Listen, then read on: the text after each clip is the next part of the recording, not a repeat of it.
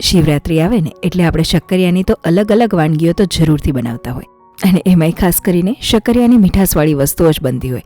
પણ આજે આપણે બહુ જ ટેસ્ટીઓ અને સાવ ઓછા સમયમાં બનતો શક્કરિયાનો ફરાળી ચેવડો બનાવશું. તો હવે તો શક્કરિયાની સૌથી પહેલાં તો આપણે છાલ કાઢી લઈએ, અને છાલ જેવી ઉતારીએ ને તરત જ એને આપણે પાણીમાં એડ કરી દેવાના, જેથી કરી એ કાળા ન પડતા જાય. અને અત્યારે તો એકદમ માપની ક્વોન્ટિટી છે, પણ જ્યારે વધારે પ્રમાણમાં બનાવતા હોય ને ત્યારે તો ખાસ ધ્યાન રાખવાનું. અને હવે આ શક્કરિયાનો આપણે છીણ કરવાનો છે.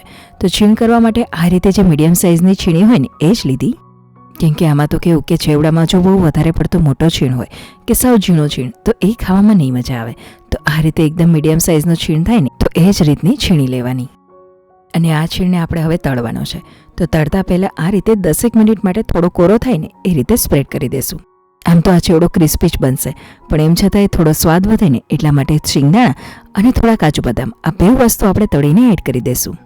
અહીંયા તો ખાલી શિંગદાણા અને કાજુ બદામ નહીં, પણ જો થોડી લીલવા કે પછી સૂકા ટોપરાની કટકીઓ એડ કર્યું હોય ને તો એ પણ તળીને એડ કરી શકાય.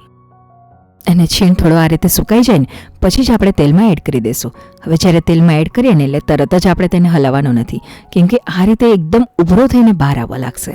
તો બસ જાતે જાતે જ આ રીતે થોડો ઉભરો નીચે બેસે ને અને પછી છીણને પલટાવતા જતાં તળી લેશું.